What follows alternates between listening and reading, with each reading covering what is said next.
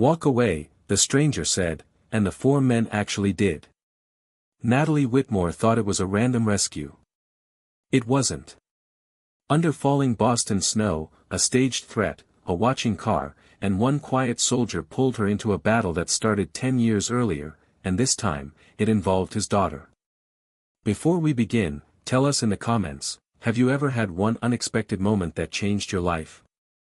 And where are you watching from? Don't forget to like and subscribe for more real emotional stories. Let's begin. Lucas Bennett didn't look like a hero when he was off the clock. 37. Former Army. The kind of man who walked with his shoulders relaxed because tension had never helped him survive anything. He wore a worn leather jacket, boots that had seen salt and slush, and a cheap watch he checked too often, because Emma hated waiting alone after piano. He wasn't thinking about CEOs. He wasn't thinking about danger. He was thinking about the church lobby on Hanover Street, and the way his 9-year-old daughter tried to act brave while the adults ran late. That was why he was on Congress Street at all. And that was why he heard it, the subtle shift that happened when a city decided you were alone.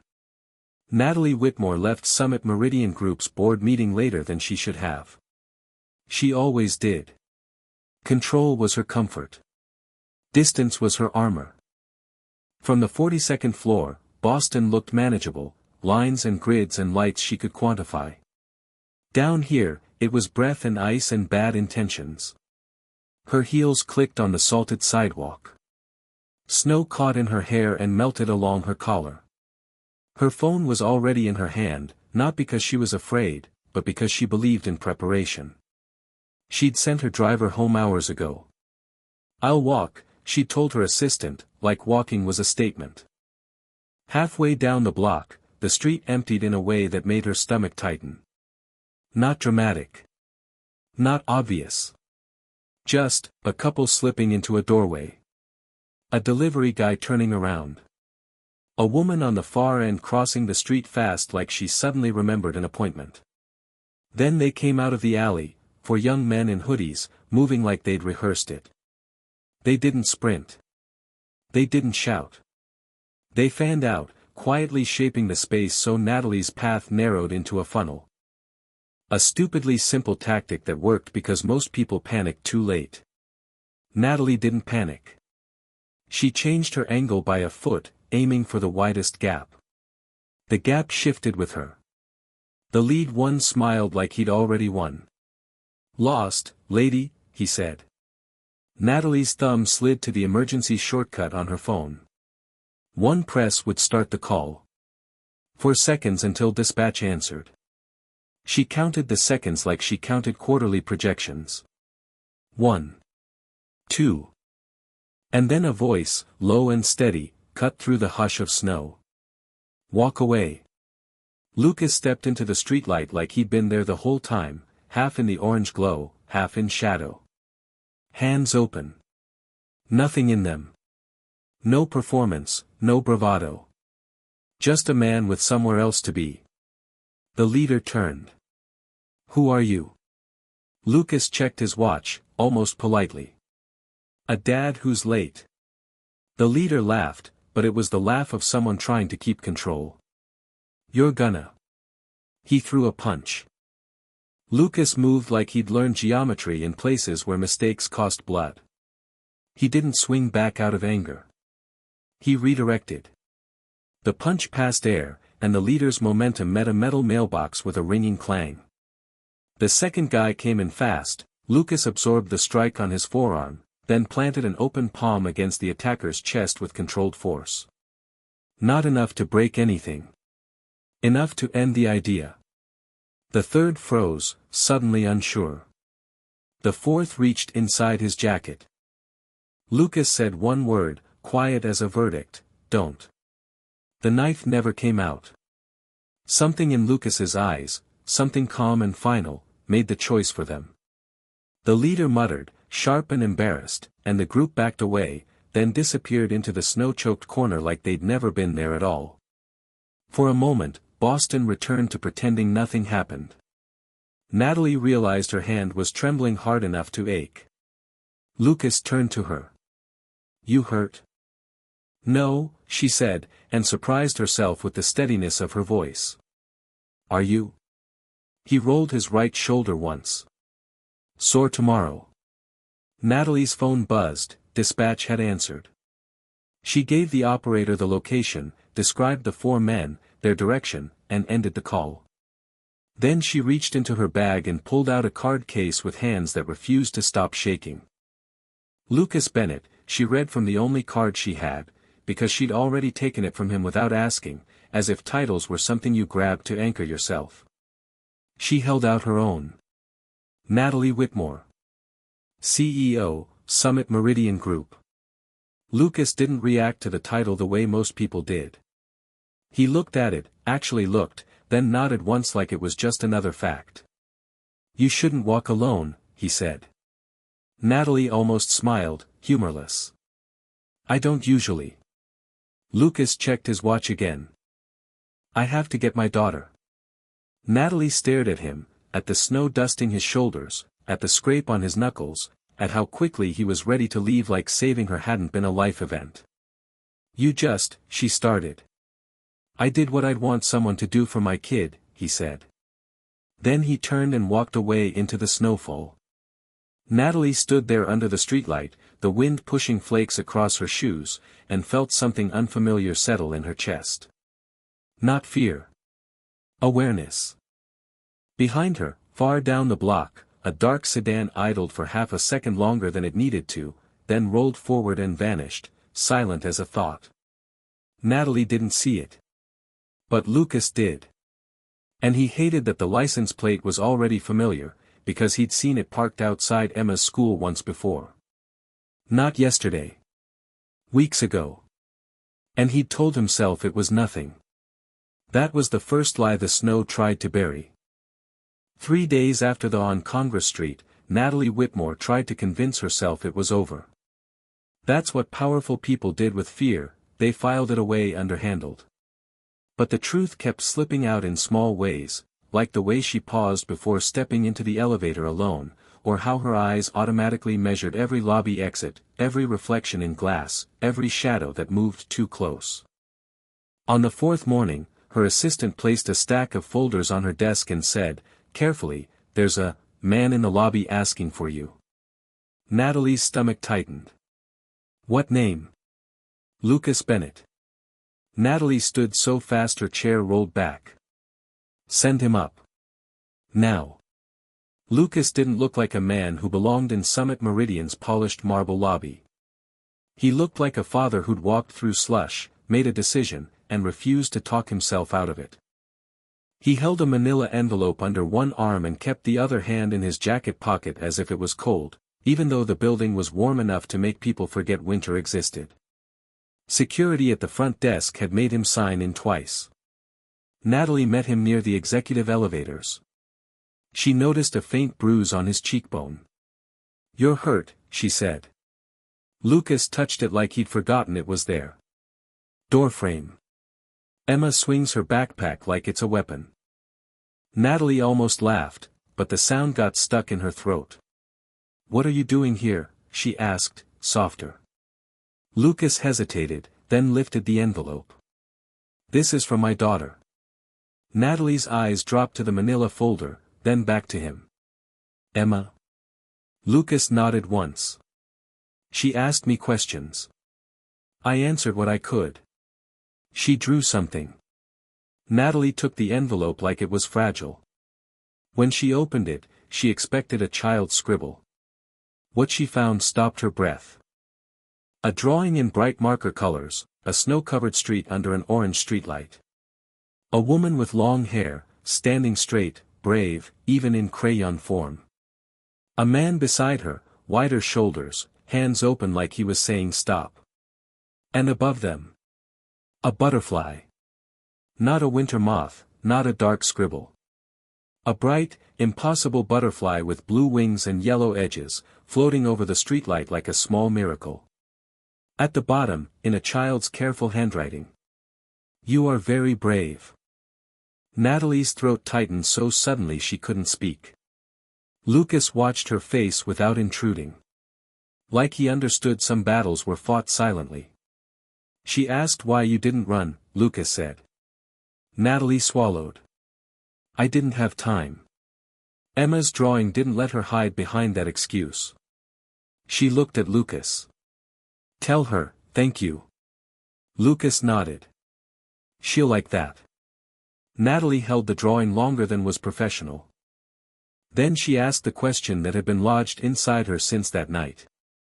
Why did you really step in? Lucas's eyes flicked to the glass wall behind Natalie, the city beyond it, cold and white. Because I recognized the setup. It wasn't random. Natalie's pulse picked up. What does that mean? Lucas didn't answer immediately. Instead, he asked, do you have security? Natalie gave him a tight smile. I have a building. Cameras. A driver I sometimes ignore. That's not security, Lucas said, not rude, just factual. That's comfort. Natalie felt the words hit somewhere deeper than she wanted. Lucas continued, those guys, they moved like they'd done it before. And after I left, I noticed something. Natalie's hand tightened around the paper. What? There was a car, Lucas said. Dark sedan. Idling too long. It pulled off the moment the situation ended. Natalie frowned. You think it was with them? I think it was watching, Lucas corrected. And I think I've seen it before. Natalie's eyes sharpened. Where? Lucas hesitated again, like he hated what he was about to say. Outside my daughter's school, he admitted. Silence spread between them. Natalie's mind tried to make it make sense, and couldn't. You think someone is watching you, she said. Lucas stared at the drawing. I think someone is watching situations. Natalie took a slow breath. That doesn't answer why you came here. Lucas finally looked directly at her. Because I don't want Emma to grow up in a city where decent people look away, he said. And because if that sedan is connected to what happened, I want to know why it's showing up near my kid. Natalie's office suddenly felt too quiet. She glanced at the drawing again, the butterfly. Why did she draw that? Natalie asked, almost whispering. Lucas's mouth twitched, the smallest hint of warmth. She said butterflies mean change. And that sometimes change is out of season. Natalie set the drawing carefully on her desk, propping it against her monitor like it belonged there. Then she did something she hadn't done in a long time. She trusted an instinct that wasn't based on numbers. Sit, she told him. Lucas didn't move. Natalie added, please. He sat. Natalie folded her hands. I've had minor incidents lately. Nothing that makes headlines. Weird emails. Anonymous complaints to the board. A few investors suddenly nervous. And last month, someone tried to access internal travel schedules. Lucas's expression hardened. You didn't tell police. Natalie's eyes flickered. My board hates scandals. They think calm means safe. Lucas nodded like he'd expected that answer. Natalie continued, if someone staged that, if it was meant to scare me, isolate me, make me change my routine. Lucas finished the thought, then it worked. Natalie's jaw clenched. Lucas leaned forward slightly. You want to stop feeling like prey? You change the rules. You train the people around you to see. Natalie stared at him.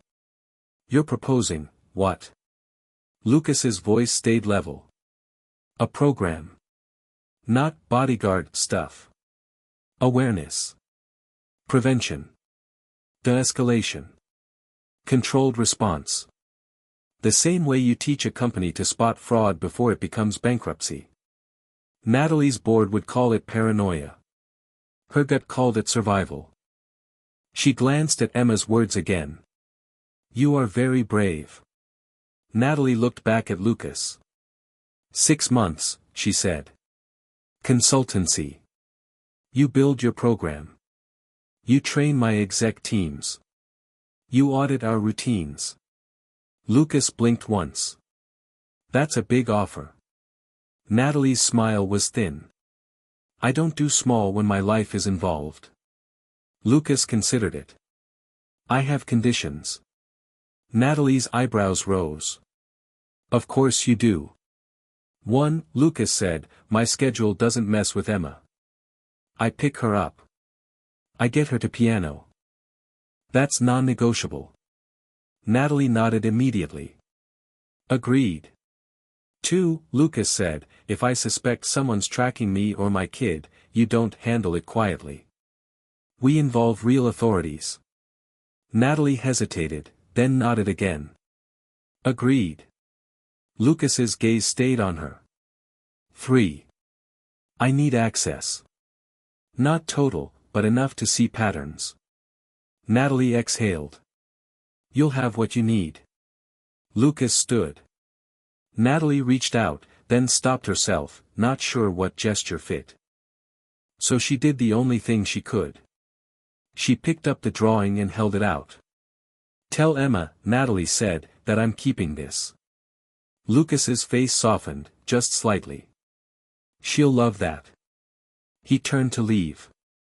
Then paused at the door as if something bothered him. Natalie, he said, voice low. Yes. That night, the leader called you lady. But it wasn't the normal way. Natalie's pulse jumped. What way? Lucas's eyes narrowed like he was replaying it in his mind.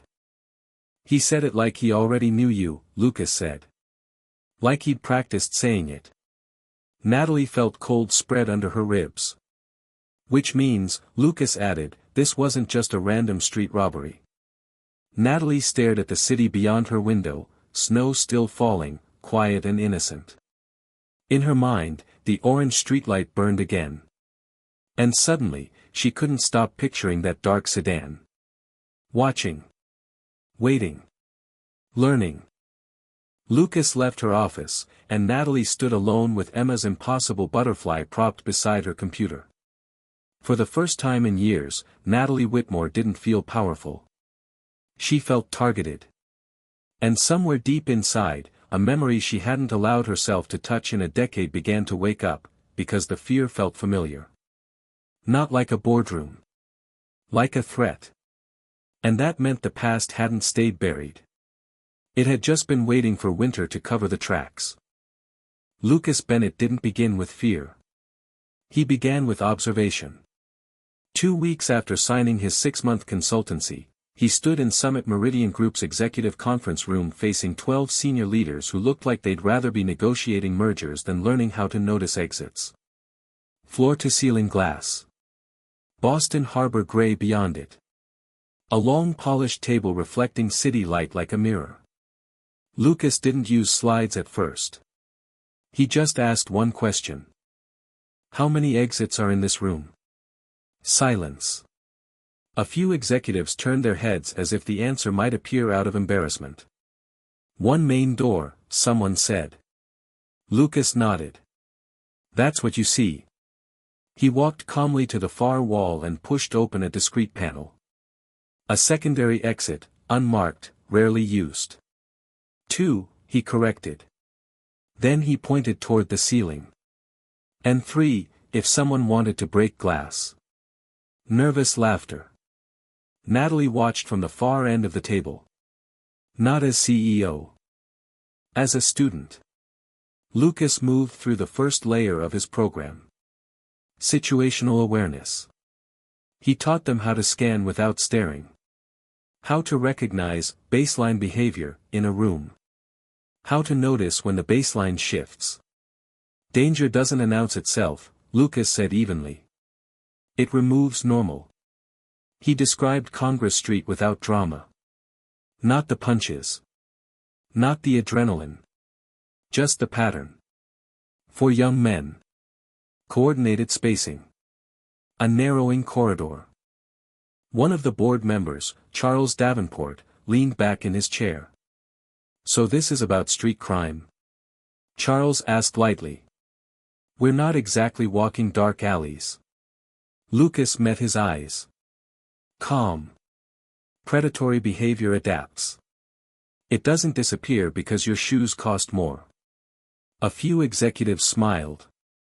Charles didn't. Natalie noticed that. Lucas continued. Second layer, avoidance and de-escalation. He ran scenario drills. Elevator congestion. Parking garages. Rideshare substitutions. Digital schedule leaks. The executives shifted in their seats when he demonstrated how easily travel plans could be mapped through social media. Natalie felt something twist in her stomach. Because 3 months ago, someone had attempted to access internal travel schedules. Officially, it had been dismissed as a minor breach attempt. Lucas hadn't forgotten. Then came the third layer. Controlled response. Not fighting. Not dominance. Containment. Lucas demonstrated how to redirect force rather than escalate it. A security volunteer from HR swung a padded arm at him. Lucas shifted, rotated the wrist, and neutralized the motion without aggression. Control buys time, Lucas said. Time buys survival. Natalie saw something in the room change. Respect. Not because he was impressive. Because he was precise. The program spread quickly. Executives began reporting oddities earlier. One flagged a rideshare driver who insisted on a different route. Another noticed repeated maintenance vehicles outside a private residence. Security logged more anomalies in 2 weeks than in the previous quarter. The data didn't lie. Incident rates dropped. Awareness rose. Natalie found herself looking forward to the monthly reviews. They sat in her office with Emma's butterfly still propped near her monitor. Lucas always noticed it. He never commented. Until one afternoon, as snow began melting into dirty February slush, he asked quietly. Has anyone from your past resurfaced lately? Natalie's eyes lifted slowly. Why would you ask that? Lucas folded his hands. Because whoever staged that night knew your timing. Knew you dismissed your driver. Knew the board meeting would run late. Natalie felt her pulse steady, CEO mode activating. Summit Meridian has competitors, she said. Hostile ones. Lucas nodded. Corporate sabotage usually targets data. Not sidewalks. The truth pressed at Natalie's ribs. There was someone. 10 years ago. Before she became CEO. Before Summit Meridian rebranded and expanded. A former partner in a failed venture, Ethan Calder. Brilliant. Charismatic. Unstable. He'd accused her of betrayal when investors chose her restructuring plan over his expansion gamble. Publicly. Loudly. He'd lost everything. Natalie had told herself it was business. Ethan had called it war. She hadn't heard his name in years. Until last week. An anonymous shareholder complaint referenced a restructuring clause only Ethan would recognize. Natalie hadn't told anyone. Not even her board. Especially not Charles Davenport, who had once invested in Ethan's failed expansion. Lucas, she said carefully, if this is corporate retaliation, it's not random. Lucas watched her face the way soldiers watch terrain.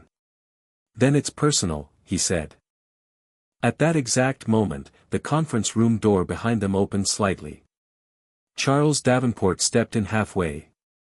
Sorry to interrupt, he said smoothly. Natalie, I need a signature. His eyes flicked to Lucas. Then, briefly, to the butterfly drawing. He smiled thinly. Your daughter still enjoying piano, Mr. Bennett? The room went silent. Lucas didn't move. Excuse me?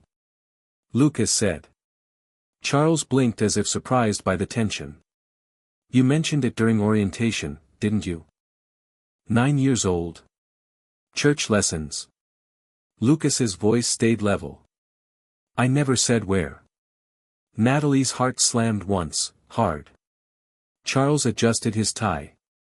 Small city, he said lightly, Information circulates. Lucas stood slowly. Not aggressive. Precise. How did you know she plays at St. Mark's on Hanover? Lucas asked. Charles's smile faltered for half a second. I didn't, he replied. Lucas held his gaze for 3 silent beats. Then Charles turned to Natalie. Board review at 4, he said, and left. The door clicked shut. Natalie's breathing felt too loud in her own office. You never mentioned the church, she said. Lucas shook his head once. I didn't. The snow outside had stopped. Boston looked harmless again. Lucas's jaw tightened slightly, the only outward sign of anger. That sedan, he said quietly. If it's tied to someone inside your board. Natalie's mind raced. Charles Davenport had been pushing for tighter cost controls. For restructuring security contracts. For limiting discretionary spending. He'd voted against external audits. And now. He knew where Emma practiced piano. Natalie felt something shift inside her. Not fear. Resolve. Lucas, she said, voice steady, I need you to do something off contract. Lucas didn't hesitate. Name it. I want a pattern analysis, she said. Board travel, security overrides, expense anomalies, outside consulting payments. Quietly. Lucas nodded once. And Natalie? He added. Yes. If this is internal. He didn't finish the sentence. He didn't need to. Natalie looked at Emma's butterfly. Change out of season. Then we don't just improve awareness, she said softly. We expose it. Outside her window, the last of the winter ice began to drip from the edges of buildings. But somewhere in the city, someone else was watching. And this time. Lucas Bennett wasn't going to ignore the license plate. Lucas did not confront Charles Davenport. He did something far more dangerous. He watched. For 3 weeks, he said almost nothing in meetings. He trained executives. He refined the 3-layer program. He reviewed access logs with the same patience he once used to scan ridgelines overseas. Patterns always told the truth. People lied. Systems didn't. He started with small anomalies, expense approvals routed through unusual subaccounts. Temporary security override codes issued late at night. Travel schedules accessed from an internal board terminal that technically didn't require that level of detail. The login history traced back to Charles's credentials. But Lucas knew better than to assume. Credentials could be borrowed. Or planted. Then he found something else.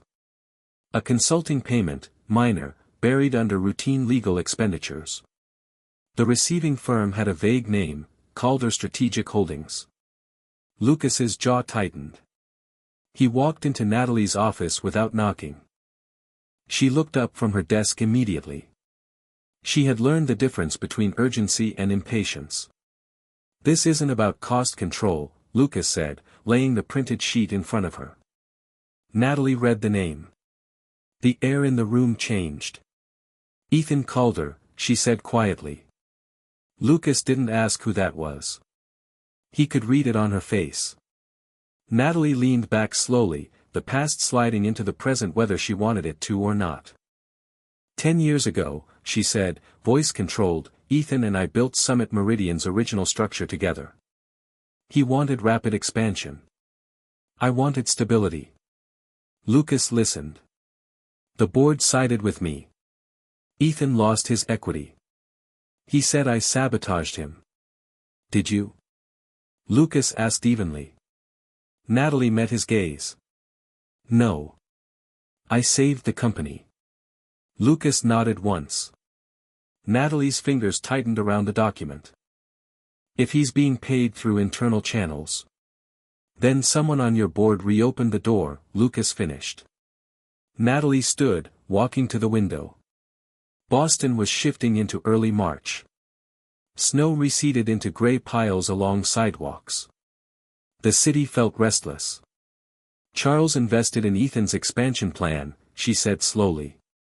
He lost money when the board pivoted. Lucas didn't respond. He didn't need to.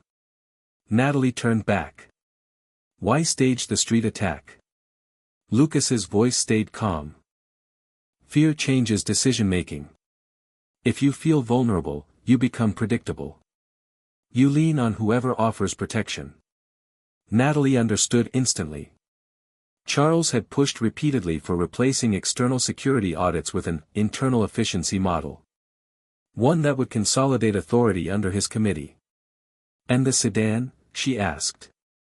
Lucas slid a second sheet across her desk. A traffic camera still. Grainy, but clear enough. The same dark sedan. Registered to a shell company. Owned by Calder Strategic Holdings. Natalie felt her pulse in her throat. So Ethan is back, she said. Lucas nodded once. And Charles may be helping him. Silence stretched between them. Then Natalie said something Lucas did not expect. I need to face him. Lucas's eyes sharpened. That's not strategy. It is, she replied. He doesn't want money. He wants recognition. He wants me to admit he was right. Lucas stood still for a long moment. Then don't meet him alone, he said. The meeting took place in a private dining room overlooking the harbor. Not in Summit Meridian. Neutral ground. Lucas arrived early. Checked exits. Mirrors. Staff movement. He noticed two unfamiliar men at the bar who didn't order drinks. He noticed the sedan parked across the street. He noticed everything. Natalie arrived 10 minutes later. Composed. Impeccable. Not a single sign of the fear she had once buried under corporate polish. Ethan Calder stood when she entered. He looked older, but not diminished. Sharp suit. Controlled smile. Eyes that burned with something unresolved. Still prefer to walk alone, he asked lightly. Lucas stepped forward slightly. Ethan's eyes flicked to him. So this is the soldier, Ethan said. The one who interfered. Lucas didn't answer. Natalie did. You staged it, she said calmly. Ethan tilted his head. I created a demonstration. For men surrounding me is not a demonstration, Natalie replied. It's a reminder, Ethan said softly. You built safety on my ideas and left me with nothing. Natalie's voice stayed steady. I built sustainability. You built risk. Ethan leaned forward. And now your board is reconsidering expansion. Lucas saw it, the real motive. Control. Ethan didn't want revenge. He wanted leverage. You frightened my daughter's father, Natalie said quietly. You involved a child. Ethan's smile faltered. I never. You parked outside her school, Lucas said evenly. Silence. Ethan's jaw tightened. I needed to know who you were. Lucas took one slow step forward. And now you do. The tension in the room shifted. Natalie placed a folder on the table. Inside, printed financial trails, shell company registrations, traffic stills. You made a mistake, she said. Ethan's eyes dropped to the documents. You assumed I would react emotionally, Natalie continued. You forgot that I react structurally. Ethan leaned back slowly. You can't prove intent, he said. No, Natalie agreed. But I can prove shareholder endangerment. Lucas watched the two men at the bar stand abruptly and leave. The sedan outside pulled away. Ethan saw it too. For the first time, uncertainty entered his expression. You're going to ruin yourself chasing this, he said quietly. Natalie shook her head. No, she replied. I'm going to restructure again. The next board vote came within 2 weeks.